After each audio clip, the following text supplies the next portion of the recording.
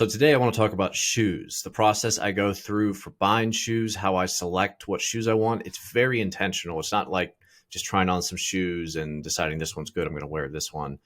I am very intentional with it, and I have a process for how I select shoes. And so I see questions about buying shoes in my running groups all the time, from like ultra running to beginner runners, kind of across the board. And the answers always annoy me because there's usually a ton of comments, and it's just usually like, this shoe's good, or like Asics, this, or Hoka that. And people are just recommending the shoes that they like to wear. And the thing about shoes, there's a reason there's so many brands that are so successful with tons of different types of shoes. It's because shoe preference, is preference. It's very subjective to the individual and what they like. So when I see all these comments of people recommending this shoe or that shoe, it's like, well, you're just saying what you like. It doesn't help guide the person to actually find a shoe that works well for them with what they like. So I wanted to actually make like an ultimate guide to the steps you should take before buying a shoe, especially if you don't have a lot of experience with running shoes. Like if you're just getting into running and there's so many options and you're not sure what to pick, don't listen to someone's recommendation because they're just recommending what they like. So instead, I'm going to give you a framework that you can just figure out how to buy your own shoe. And it's pretty simple, pretty straightforward. So the first thing that I do before I buy a shoe is I take note of what shoes I'm currently wearing. So, this is a little bit harder if you are just getting in the running and you've never had any type of running shoe ever. It's a little bit hard when it comes to that. But if you do have a, current shoe that you wear, even just that's a running shoe that you walk around in, you can use that as a good base model. If you like this shoe, then look up the specs of the shoe, like, specifically what is the drop and what is the stack of the shoe. And if you've never heard those terms before, we'll get into that a little bit later. But, just take a look at the shoe, things you like about the shoe. It could be, take note of how it feels. Like, does it feel spongy or is it a little bit stiffer? Like, what do you like about that shoe? The second step is decide what the shoe is used for. So I like road shoes, I like road running shoes. And even though I run on trails quite a bit, pretty much all the races I do are usually on trails. I just don't like the feel of trail running shoes. They feel kind of stiff to me. I don't like the way the tread feels when my foot hits the ground. I just don't like it. So even if I'm doing a trail race or trail run, I usually use road running shoes. And there's advantages and disadvantages to that, but that's just what I like. So, just because you plan to run on trails or just because you plan to run on the road, that doesn't necessarily mean that you have to buy a specific shoe for that purpose, but it's just a good starting point of what is the shoe going to be used for. So like when I select a shoe, usually it's like, okay, I'm going to use this as like an everyday trainer type of thing. And I'm usually going to have like 2 or 3 pairs that might have a little bit of difference to it. But usually it's just, I want a shoe that's very versatile that I can use on all surfaces and that works for a variety of purposes. So that's usually how I feel about that. The third is decide what feel you want. So I like a stiffer shoe, or I should say a firmer shoe. So if you notice the cushioning on the shoe, some shoes are very spongy, and a lot of people like that. So like, for instance, Hoka tends to make a more spongy cushioned shoe. So it feels like your foot, when it hits the ground, sinks a little bit. Some people love that. Some people swear by that. Again, it's like personal preference. I don't like that feel. I like to have a dense feeling cushioning so that when my foot hits the ground, I don't feel like I'm sinking. I just personally feel like it makes almost more effort when I run. Like it feels like it's harder for me to get my cadence to a good amount and get my foot turnover to be quick. So I like having some feedback from the ground. I like feeling a little bit of the ground when my foot hits it. For that purpose, I like shoes that generally are a little bit denser, that don't have as much give to them, which again is my personal preference. But that's something to think about is, do you want to feel the ground a little bit more? Do you want a shoe that's spongy? Do you want a shoe that's less spongy? And there isn't necessarily a right or wrong answer to that. I think a lot of people go with spongier shoes because they think that provides more cushioning and that it will be easier on their joints, which really isn't the case. It's more your personal preference. Like, what do you like to feel when your foot hits the ground? So that's something right there to take into consideration. And, so you have these first 3 steps kind of laid out of what current shoes am I wearing? Like, what are the specs of that? What am I going to use this shoe for? what kind of feel do I like on my shoe? So you have that kind of going into it. The fourth is probably the most important, which is establish your desired shoe specs. So this is where we get into the drop and the stack. So if you think about a shoe, even though it looks kind of flat, it's not usually. Usually there is a little bit extra cushioning on the heel as compared to where your toe is. So this is what's called the drop. The drop or the offset is the difference in thickness of the cushioning between your heel and your toe. So say you have 30 millimeters of cushioning on your heel, but you have, say 25 on your toe. So this would be a 5 millimeter drop. So that's the difference between your heel and your toe. And if you've never heard of this before, which I had never heard of this before when I first started getting the running, well, I shouldn't say I never heard of it, but I didn't really understand what it meant. So when I first went out to get my first real pair of running shoes that I was going to use to train for my first marathon, I'd read some articles of a flat shoe, zero drop, promotes a more natural foot strike. And this is actually a better shoe to wear. Now, whether or not that's true, I wouldn't necessarily say it's completely true. There's some truth to it. But I went out and got a zero drop shoe. It was a Nike shoe. I don't remember the model. I got this zero drop shoe, perfect. I have this natural foot strike. This is going to be a great thing to train in every day. And I didn't really understand what it meant to have a zero drop shoe. So I did all my training runs in this one pair of shoes, and I made it about 2 months before I just started having a ton of pain in my Achilles, on top of my foot. And I was like, what is going on? It got to the point where I had to stop training, which I was on a time crunch for my first marathon. So it kind of screwed me in terms of my training. And I started looking stuff up, and then, I looked at Achilles tendonitis. I was like, oh, I have all these symptoms for sure. I have Achilles tendonitis. And I also had something called, I believe it's extensor tendonitis, where the tendons that run from your toes over the top of your foot are inflamed.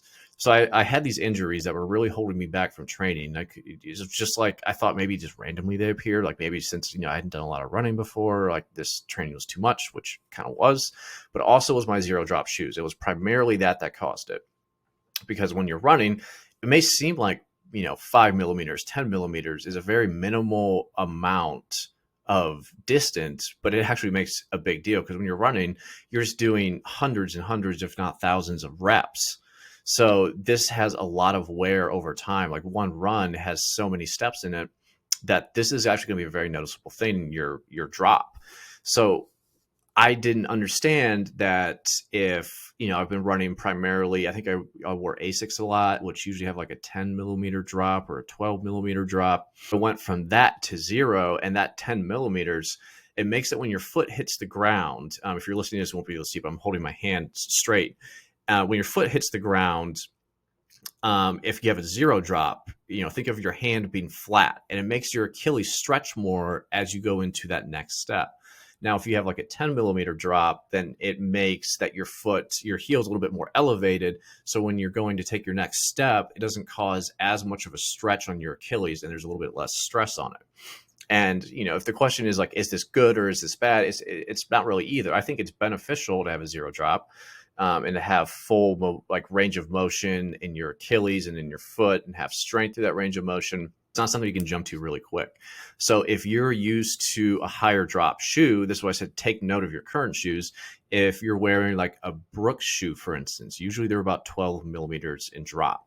So if you're wearing a Brooks shoe, you probably don't want to buy a Hoka shoe, even if it feels good, because that's an 8 millimeter difference in the drop. And that's going to be a significant amount of extra stress placed on your Achilles. So it's really important to take note of the current shoes you have versus the shoe you're buying, so you don't make the mistake I did, where you just go straight into a lower drop shoe, and then you have all kinds of issues because your body isn't adapted to it and doesn't have enough time to adapt to it. So that's a very important thing. The stack is basically how much cushioning is in the shoe. So, the drop is the difference between the heel and the toe, but the stack is how many millimeters of cushioning you have in your heel and in your toe area of the cushioning. So, this is, again, pretty subjective. I like a moderate to higher stack. So usually I choose a shoe that has, roughly 28 to 30 in the heel, which I would say is a little bit on the upper end of cushioning. I like the way it feels as long as it's stiff. If you're a beginner and you've never had a running shoe before, then I personally think you would be best served to start with a little bit more cushioned shoe just because you're not used to running. And you can always work your way down later.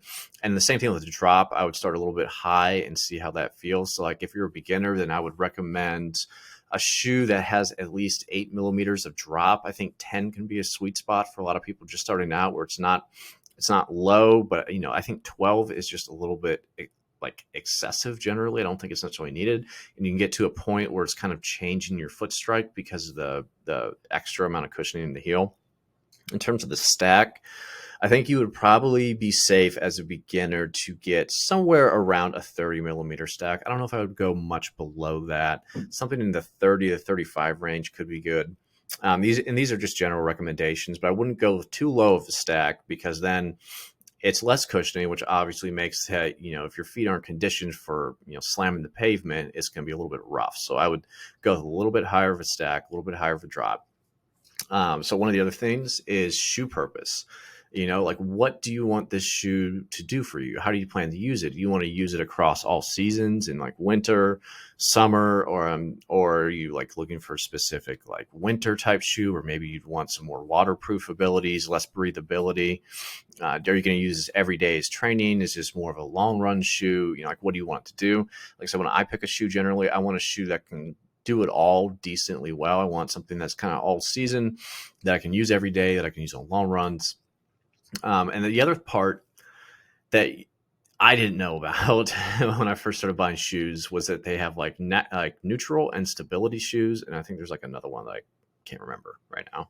But so if you think about when your foot hits the ground, a neutral shoe is just completely flat from the edges of it. So like it doesn't have any type of tilt, and the cushioning doesn't have any type of tilt.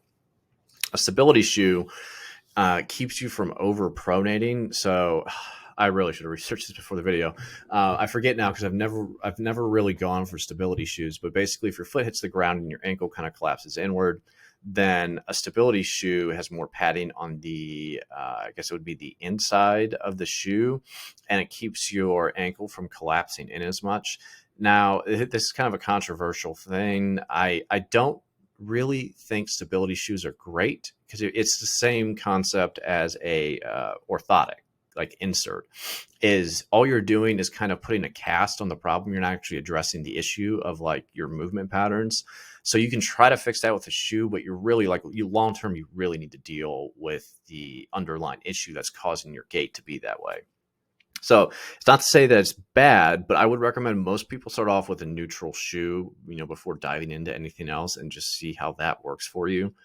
It's generally a good thing, like across the board, to just go with a neutral shoe, and then you can always adjust from there if you need to. The other thing is getting fitted. So like now that you have all these shoe specs in mind, you've kind of decided what you want your drop to be, what you want your stack to be. I would go into buying a shoe with like a range of like, for a beginner, like I want my drop to be no lower than 8, and no higher than 12, like maybe somewhere closer to the 10 region. My stack to be, 30, 35 millimeters in the heel, something like that. And you can go into your shoe buying with a range of like, this is what I want. Okay. And I would go to an actual shoe store to get fitted, where they have, or I don't know if you can find another way to do this, but like have those little, I don't know what you call them, machines or devices that they use to like measure your feet exactly so you can figure out your size. You'd be surprised how easy it is to be a little bit off. Like even if you're off on your size by a half size, it could be easy to get into a shoe and like, yeah, this fits right. But maybe it's like a half size too big, a half size too small. This can actually really impact your running. It can really impact your foot, mess with your feet a little bit. So getting fitted and actually figuring out your actual sizes is really important for selecting a shoe. And it's easiest to do that in a shoe store. The next part is, again, probably controversial, but I would say, a lot of shoe stores offer a gait analysis. We run on the treadmill, they look at your gait, and then they make a shoe recommendation based off of that. Essentially, this is mostly just a gimmick to sell you shoes, where like you can go on this thing and you're like, oh yeah, this shoe would be really good for like your running style because you do this. It's mostly a gimmick because all they're looking at is your feet. And like there's so much more. Running is a full body movement. and there's so many problems that can occur. And a lot of the problems in the feet happen because there's something wrong with like stuff above the feet. So looking at just the feet really doesn't tell you much of anything. And the people in the shoe stores, even if they're credentialed, which a lot of times they're not, they're just kind of people there that have a general knowledge of shoes, they're just not going to be able to really dissect your gait and make you a good recommendation based off of that. So I would ignore that and probably not even participate in a gait analysis. If you want to get a gait analysis, get it from someone who actually is an expert in that type of thing. It can actually assess your form properly. Just a personal recommendation, Paul Howell, he's creator of the Sling Method. I did a podcast with him a while ago. He offers gait analysis, and they're very good. He's helped me a lot with recognizing the issues with my form and things I need to fix. So he's fantastic. I would recommend him if you're looking for an actual real gait analysis from an expert who can help you. But if you're not going to do that, then I would, not really pay attention to it. The next part is kind of simple. Does it feel good? Because I found a lot of times with shoes, a lot of it, if it matches the specs that I'm looking for, and I have multiple shoes that match the specs I'm looking for, then I just go off of what feels good. Because a lot of times your initial impression when you put on a shoe is going to be correct. You're like, I don't like this. Then like you probably shouldn't go with it. You probably don't talk yourself into buying a shoe because you think you should like it or you think you should wear it. Allow yourself to just trust yourself and say like, this feels good. This doesn't feel good. And, use that as a guide pole within the confines of the shoe specifications that you've decided, like the drop in the stack. So with all that being said, I'll just give you like my shoe preferences and see like how I kind of organize it in my brain. So then you can kind of lay this out for yourself and what you want. So when I want a shoe, generally, like when I'm looking to buy a new shoe, first thing is I want a wide toe box. And this could be a whole nother podcast, but generally shoes are a little bit slim in the toes and you don't have room to spread your toes out. And this actually can impede your foot function and cause problems over time, even bunions. Like there's a lot of issues that can arise out of not having a wide toe box. It's becoming more popular for shoes to make wider toe boxes, but it's hard to find a shoe that matches that criteria and all the specifications you want. So I would say this with the wide toe box, I would try to find one that's a wider toe box if you can. But if not, and if you can't find a reasonable option for, the price point you want, then, go with whatever shoe. It's just something to be aware of that a wide toe box is probably better, but that's something I look for. I want a wide toe box. In terms of the drop, so I, after my problem with my zero drop, I went up to an 8mm drop with the Saucony Ride 13s. And that, seemed to take away any issues I had, but I would like to get down to a zero drop eventually. I want to be able to have like a natural foot strike. I want to have full range of motion and strength in my foot. So I'm working my way down to that. So right now I'm running in a 5mm drop shoe with the intention to drop lower than that over time. I've spent about 2 years transitioning, eventually down to a zero drop shoe. But right now I'm at a 5. So that's kind of my criteria of like, I really don't want a shoe that has anything more than a 6mm drop. If anything, I want to go lower. So like 5 and below is what my drop criteria is. In terms of the stack, I like something that's somewhere in the vicinity of 30mm. That feels good to me. It feels like I have a decent amount of cushioning, but not a lot. This is something I ran into recently. I bought a new pair of shoes. I love the Topo Phantom shoes. I like the original Topo Phantom. And it meets everything I want. It had a 5mm drop. It has a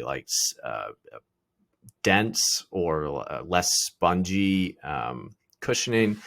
And, it has, I think, a 30mm stack. Yes, 30mm stack. So it has everything that I'm looking for, everything that I want in a shoe. And I recently bought the Topo Phantom 2, and they increased the stack in the 2 to 33mm. And it feels spongier. I just don't like it as much. I kind of wondered outside of the criteria that I know I like in a shoe, and it just doesn't quite feel how I wish it would. So, even I like have all these criteria set up and I still kind of ignore them, and then it didn't work out quite as well. But so I'm looking usually for a 32mm or less stack, and then eventually into a zero drop. Obviously, feel is important. And for the most part, you shouldn't have to break in your running shoes. Like they shouldn't. This is, usually the term breaking in is used because someone has a shoe that they really shouldn't be wearing. So like, I just need to break them in. And really what they mean is all the issues that I have with the shoe that make it uncomfortable will be reduced when, my foot stretches it out a little bit because it's too tight, or, the toe box is too tight in on my toes and it doesn't feel good, and eventually it stretches out a little bit because my toes force it to over the course of time. So like really, you shouldn't have to go through a break-in period with your shoes. From the first run to your last run with them, they should feel comfortable. And maybe shoes will wear over time and your feet will hurt a little bit as the cushioning gets worn down, but in terms of the feel, the roominess of it and everything, that should feel good from start to finish. And just to give you some shoe examples of, like, Brooks Ghost is a very popular shoe. Most of the shoes Brooks makes have a 12 millimeter drop. The Ghost has a 12 millimeter drop. The heel stack is 36 millimeters at the heel and 24 at the toe. It's a neutral shoe and it's 9.9 ounces. Now the weight, I don't really take much consideration into the weight. Maybe if you are a more advanced runner, that's something you would look at, but I don't think the weight is as important as comfort and your drop and your stack. So I wouldn't worry too much about that. Most of your Hoka shoes are going to be like 4 or 5 millimeters for the most part. Saucony tends to be around 8, maybe 10 millimeters. I think Saucony can be a good shoe for a lot of people. Again, your personal preference, but just, something to think about. Saucony has a good like drop and stack generally for beginners. However, if the shoe doesn't feel good to you, then obviously don't get it. Topo is my favorite brand by far. They make really good shoes, very durable shoes that don't tear, that don't have any problems like that. Theirs are usually in the 5 millimeter drop range or 0 drop. Ultra makes 0 drop shoes. Solomon also makes 0 drop shoes. I would, if you're like newer to running or you are running in a shoe consistently that has anything over like a 5 millimeter drop, then I would avoid Ultra and Solomon for your shoes because they make like pretty much exclusively just 0 drop shoes. So definitely look for something with a higher drop than that. But that is my criteria for buying shoes and when I establish that. So I'm going to run through it again real quick. And hopefully this helps you the next time you're looking to purchase a shoe. So like figure out what shoe you're wearing right now, like what its current specs are, the drop and the stack. And like, okay, I probably don't want to go much below this drop and stack. If you do go below that current shoe, just by a little bit, so your feet can adapt to it and you're not stressing yourself too much. If you're a beginner, aim for something in the 8 to 12 millimeter drop range. And if you want, you can work your way down over time, but I would not work your way down very fast. So I would go down, if you're wearing, if you get an 8 millimeter drop shoe, go down to a 5. Don't go down to like a 3 or something like that. Try not to go down more than a few millimeters to give your body time to adapt. And you can do this over the course of a year or two, like I am, to work down to a 0 drop shoe. But again, it's just like a consideration. Decide what your shoe is going to be used for primarily. Decide what feel you want, the sponginess, what you like, what you don't. Establish what your desired shoe specs are. Figure out what drop and stack is best for you. Research some of it and stuff. Look up all these shoes and get fitted. Make sure you know your exact size. I wore 10s for a while and I also wore some 11s. And then I found out I'm actually a 10.5, which is something I wouldn't really thought of before. And 10.5 is a beautiful fit for me. So I really recommend that. Ignore the store gait analysis. Don't really worry too much about that. If anything, just, it would be helpful if you could get that video to then, I don't know, give to someone or like get a professional gait analysis, but don't worry too much about what running stores tell you. Figure out if the shoe feels good. So like, this is why I think, especially if you're buying a running shoe for the first time, figure out what feels good. Go try on a bunch of shoes, like, go do some research and find some shoes that match the drop and stack you want. Then go into a store and be like, I'm looking for shoes with, roughly this drop or this stack. Or, look it up online and tell them I would like to try on this Saucony or, this Hoka, whatever it is, try them on. And if it feels good, then that's like a solid consideration. And yeah, that's pretty much it. And with price point, don't be afraid to go for a budget shoe. If you're just starting out, like go for a cheaper shoe. because it can get really expensive to buy running shoes. And a lot of times, like a lot of the shoes I like, unfortunately, are like $140, which is like rough to deal with. But if you want, if you're very specific and wanting like wide toe boxes and specific drops, it's hard to find good shoes for a decent price. However, it's no problem if you're just starting out to get a $60 shoe, $80 shoe.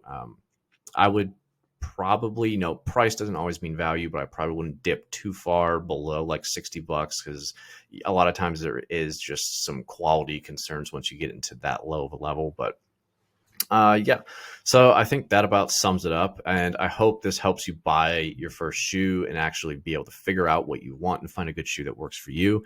I think that is about it. So if you're listening to this on audio, subscribe to my podcast if you want more stuff. I usually talk about running because that's what I like. If this is YouTube too, I would appreciate a subscribe or a like, anything like that, if this gave you some value. So yeah, that is the ultimate shoe guide. Hope you guys have a good one.